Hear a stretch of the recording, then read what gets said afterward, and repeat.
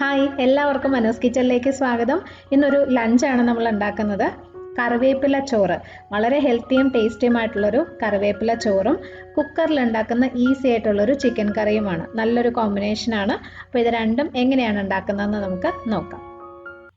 ആദ്യം തന്നെ ചോറ് റെഡിയാക്കി വെക്കണം. അപ്പോൾ ഞാനൊരു 2.5 കപ്പ് ബസ്മതി അരി നന്നായിട്ട് കഴുകി ഒരു 10 മിനിറ്റ് കുതിർത്തിട്ട് ആവശ്യത്തിന് ഉപ്പും ഇട്ട് ഒന്ന് വേവാനായിട്ട് വെക്കുകയാണ്. ചോറ് ഇതുപോലെ അധികം കുഴഞ്ഞു പോകാതെ വെന്ത് കിട്ടണേ.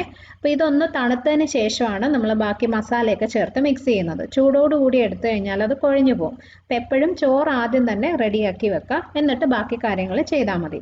ഒരു 10-15 മിനിറ്റ് ഫാനിൻ്റെ താഴെയൊക്കെ വെക്കുമ്പോൾ പെട്ടെന്ന് തന്നെ അത് തണുത്ത് കിട്ടും. ആ സമയം കൊണ്ട് നമുക്ക് ചിക്കൻ കറി ഉണ്ടാക്കാം. അപ്പോൾ ഒരു കുക്കർ എടുത്തിട്ടുണ്ട്, അതിനകത്തേക്ക് കുറച്ച് എണ്ണ ഒഴിക്കാം. വെളിച്ചെണ്ണയാണ് കേട്ടോ. എണ്ണ ചൂടാകുമ്പോൾ 2 വലിയ സവോള കനം കുറച്ച് അരിഞ്ഞതും ഒരു പച്ചമുളകും കൂടി ഇട്ട് ഒരല്പം ഉപ്പും കൂടി ഇട്ടിട്ട് നന്നായിട്ട് വഴറ്റിയെടുക്കാം. സവോള നല്ലോണം ഒന്ന് വാടി വരട്ടെ. ഇനി ഇതിൽ ഒരു 1.5 ടേബിൾ സ്പൂൺ ഇഞ്ചി വെളുത്തുള്ളി ചതച്ചത്, ഒരു വലിയ കഷ്ണം ഇഞ്ചിയും ഒരു 7-8 അല്ലി വെളുത്തുള്ളിയും കൂടി നന്നായിട്ട് ചതച്ചെടുത്താണ് കേട്ടോ. അതും കൂടി ചേർത്തിട്ട് കുറച്ച് നേരം കൂടി ഒന്ന് വഴറ്റി കൊടുക്കാം. സവോള കുറച്ചും കൂടി ഒന്ന് നിറം മാറി ചെറിയൊരു ബ്രൗൺ കളറിലായിട്ട് വരണം. സവോള ഇതുപോലെ ചെറുതായിട്ടൊന്ന് നിറം മാറിക്കഴിയുമ്പോൾ ഇതിനകത്തേക്ക് നമുക്ക് തക്കാളി ചേർത്ത് കൊടുക്കാം. ഞാൻ ഒരു വലിയ തക്കാളി, അത്യാവശ്യം നല്ല വലിയൊരു തക്കാളി ആയിരുന്നു കേട്ടോ, അത് ചേർത്തിട്ടുണ്ട്. ചെറുതാണെങ്കിൽ 2 എണ്ണം എടുക്കാം. ഈ തക്കാളി നന്നായിട്ടൊന്ന് വേവണം. നിങ്ങൾക്ക് ഈ തക്കാളി ചേർക്കുന്നതിന് മുന്നേ വേണമെങ്കിൽ പൊടികൾ ചേർത്ത് മൂപ്പിച്ചെടുക്കാം കേട്ടോ. ഞാനിപ്പോൾ കുക്കറിലായതുകൊണ്ട് പൊടികൾ നേരിട്ട് ചേർത്താൽ പെട്ടെന്ന് അങ്ങ് അടിയിൽ പിടിച്ച് കരിയുന്നുണ്ട്. അതുകൊണ്ടാണ് ആദ്യം തക്കാളി ചേർത്തിട്ട് പിന്നെ പൊടികൾ ചേർക്കുന്നത്. അപ്പോൾ ഇത് കണ്ടോ, ഇതുപോലെ നന്നായിട്ട് വെന്ത് വന്നു. ഇനി നമുക്ക് ഇതിനകത്തേക്ക് പൊടികൾ ചേർത്ത് കൊടുക്കാം. 1/2 ടീസ്പൂൺ മഞ്ഞൾപ്പൊടി, 2.5 ടീസ്പൂൺ മുളക് പൊടി, കാശ്മീരി മുളക് പൊടിയാണ് ഞാൻ എടുത്തിരിക്കുന്നത്. 2.5 ടീസ്പൂൺ തന്നെ മല്ലിപ്പൊടി, 2.5 ടീസ്പൂൺ ഗരം മസാലപ്പൊടിയും കൂടി ചേർക്കാം. നേരത്തെ പറഞ്ഞ പോലെ ആദ്യം പൊടികൾ ചേർത്ത് മൂപ്പിച്ചിട്ട് പിന്നെ തക്കാളി ചേർത്താലും മതി കേട്ടോ. ഓക്കെ, അപ്പോൾ ഇത് നന്നായിട്ട് വഴറ്റി ഈ പൊടികളുടെ പച്ചപ്പ് നല്ലോണം അങ്ങ് മാറ്റി എടുക്കുക. അത് വളരെ പ്രധാനമാണ്. നമ്മൾ പ്രത്യേകിച്ച് കുക്കറിൽ വെക്കുന്നത് കൊണ്ട് പൊടികൾ നന്നായിട്ട് മൂത്തിരിക്കണം, അല്ലെങ്കിൽ കറിക്ക് ആ ഒരു പച്ച ചുവയുണ്ടാവും. ഇപ്പോൾ പൊടികളൊക്കെ നന്നായിട്ട് മൂത്തിട്ടുണ്ട്. ഇനി നമുക്ക് ഇതിനകത്തേക്ക് ചിക്കൻ ചേർത്ത് കൊടുക്കാം. ഞാനൊരു 800 ഗ്രാം ചിക്കൻ നന്നായിട്ട് കഴുകിയിട്ട് മീഡിയം സൈസിലുള്ള പീസുകളായിട്ട് കട്ട് ചെയ്ത് വെച്ചിരിക്കുകയാണ് കേട്ടോ. ചിക്കൻ ചെറിയ പീസുകളായിട്ട് എടുക്കരുത്, കുക്കറിൽ വെക്കുന്നതായതുകൊണ്ട് പെട്ടെന്ന് വെന്ത് ഉടഞ്ഞു പോകും. ഇതിൻ്റെ കൂടെ തന്നെ 2 ഉരുളക്കിഴങ്ങ് കുറച്ച് വലിയ കഷ്ണങ്ങളായിട്ട് മുറിച്ചതും കൂടി ഇട്ട് കൊടുക്കാം.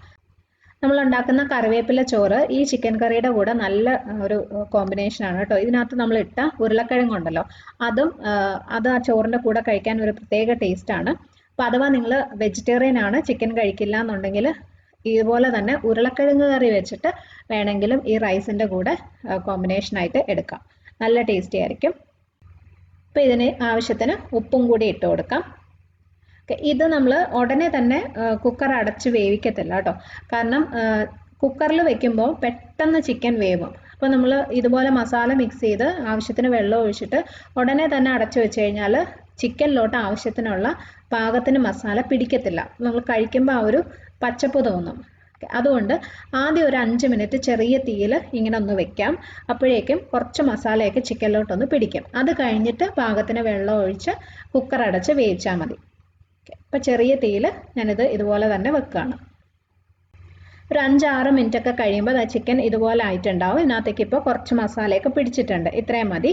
ഇനി ഇതിനകത്തേക്ക് നമുക്ക് ആവശ്യത്തിന് വെള്ളം ഒഴിച്ചിട്ട് കുക്കർ അടച്ച് വെക്കാം.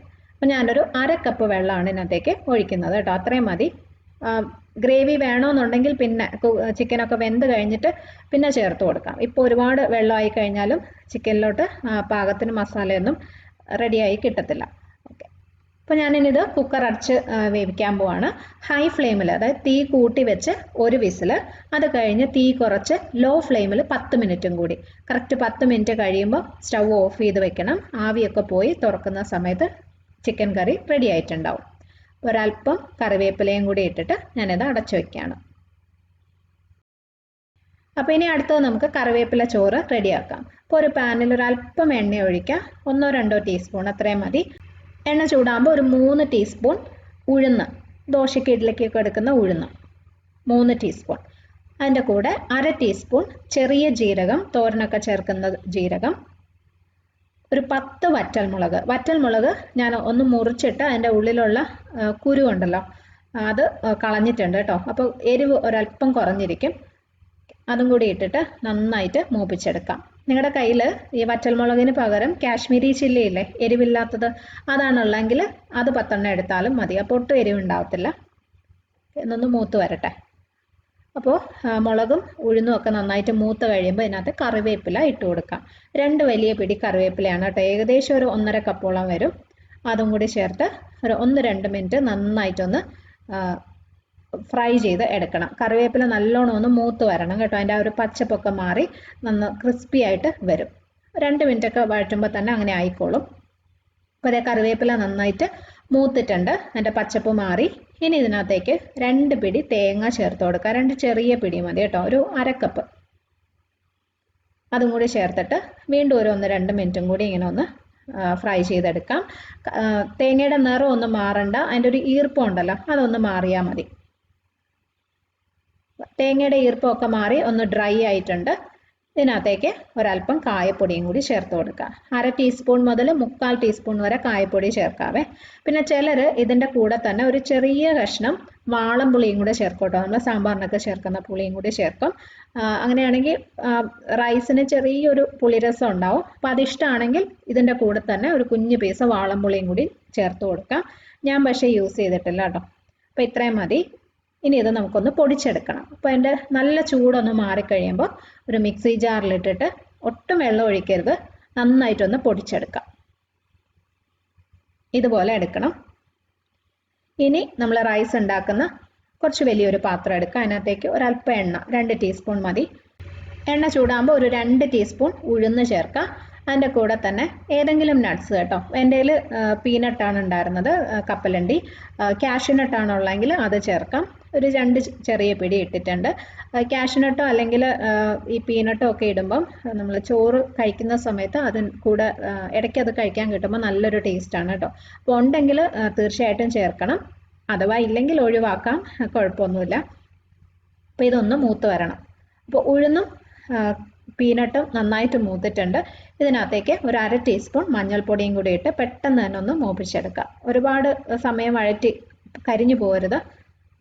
ഇനി നമ്മൾ പൊടിച്ചു വെച്ച കൂട്ടുണ്ടല്ലോ, കറിവേപ്പിലയുടെ കൂട്ടും കൂടി ഇട്ട് ഒരു 1 മിനിറ്റ് നന്നായിട്ടൊന്ന് വഴറ്റിയെടുക്കാം. ചെറിയ തീയിലിട്ട് ചെയ്യണേ, ഒട്ടും തന്നെ കരിഞ്ഞു പോകരുത്. ഒരല്പം ഉപ്പ് ഇതിനകത്തേക്ക് ഇട്ട് കൊടുക്കാം. നമ്മൾ ചോറിൽ ഉപ്പിട്ടിട്ടുണ്ട്, ജസ്റ്റ് ആ മസാലയ്ക്ക് വേണ്ടിയിട്ട് മാത്രം കുറച്ച് ഉപ്പ്. ഒന്ന് മിക്സ് ചെയ്യാം. ഇത്രയും മതി. ഇനി നമുക്ക് ഇതിനകത്തേക്ക് വേവിച്ച് വെച്ചിരിക്കുന്ന ചോറ് ഇട്ട് കൊടുക്കാം.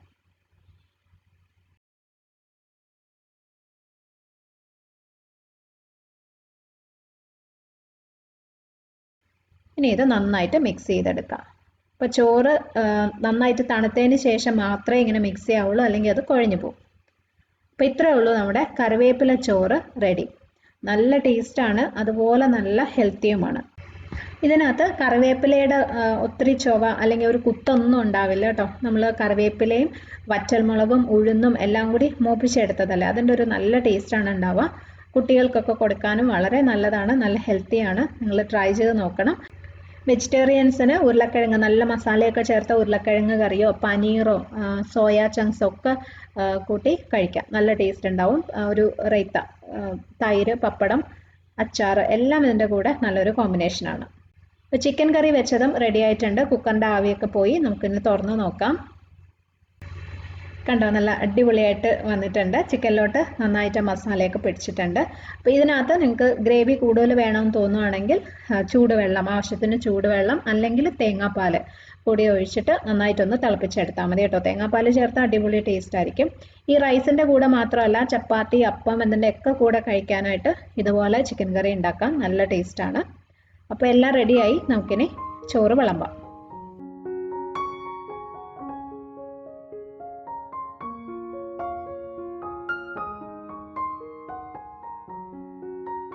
അപ്പോൾ ഈ 2 റെസിപ്പീസും നിങ്ങൾക്ക് ഇഷ്ടമായെന്ന് വിചാരിക്കുന്നു. ട്രൈ ചെയ്ത് നോക്കുമ്പോൾ ഫീഡ്ബാക്ക് അറിയിക്കണം. വീഡിയോ നിങ്ങൾക്ക് ഇഷ്ടമായെങ്കിൽ ലൈക്ക് ചെയ്യാനും ഷെയർ ചെയ്യാനും കമൻറ്റ് ചെയ്യാനും മറക്കരുത്. ചാനൽ നിങ്ങൾ ഇതുവരെ സബ്സ്ക്രൈബ് ചെയ്തിട്ടില്ലെങ്കിൽ ഒന്ന് ചെയ്ത് സപ്പോർട്ട് ചെയ്യണേ. അപ്പോൾ ഇതുപോലെ തന്നെ നല്ല റെസിപ്പീസുമായിട്ട് നമുക്ക് വീണ്ടും കാണാം. Bye friends, thank you for watching.